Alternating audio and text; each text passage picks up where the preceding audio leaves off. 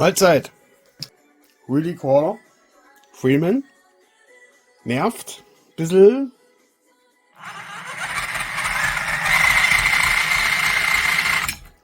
Finde ich, quietscht ein bisschen ganz schön laut und so.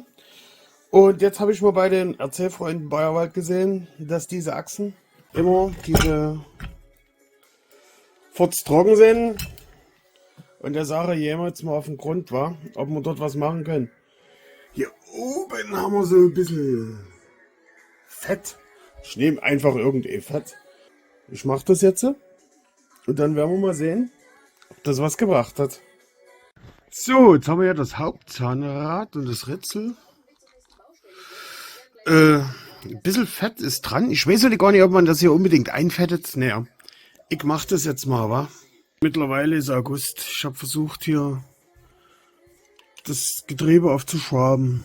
Ja, also unten sind 2 Schrauben. 1, 2, 3 hier. So richtig funzt. Nee, aber was ich sehe, reicht mir. Furztrocken hier drinnen. Und der Spalt ist groß genug, um einfach mal ein bisschen Fett reinzudrücken. Ich nehme eine Spritze und drücke da was rein. So, kurzer Nachtrag. Wenn ihr die Schrauben hier löst von der Seite, löst ihr die Motorplatte von innen. Also die ist dann locker. Für die, die es noch nie gemacht haben, ist nicht schlimm. Nur so als Hinweis. Ist der Deckel. So sieht's aus. Ist jetzt nicht so trocken, aber viel ist nicht drin. Na, ich nehme jetzt hier von Tamiya. Genau. Schrauben sind natürlich von hinten angebracht, so wie wir es mögen. Ist ein bisschen gefriemel.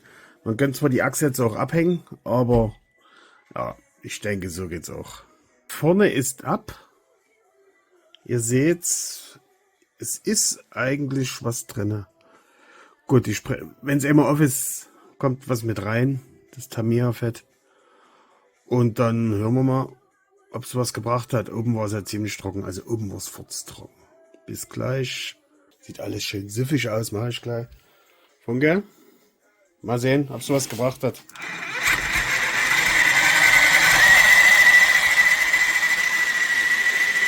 Naja, ich weiß es jetzt nicht. Doch, ein bisschen leiser. Aber jedenfalls haben wir was fürs Gewissen getan. Genau. War kurz weg, weil mich noch niemand gefragt hatte, was wir für Werkzeug nehmen. Das hier. Proxon. Reicht. War günstig. So. Denkt mal an ein Like. Ist ganz wichtig. Und dann morgen Eröffnungsspiel. Deutschland, Schottland. Viel Spaß und bis die Tage. Tschüssi.